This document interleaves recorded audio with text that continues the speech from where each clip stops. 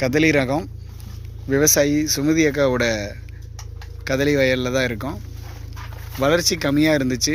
2 வயலில் ஒரு வயல் நல்லா ஆரோக்கியமாக வளர்ந்துருச்சு.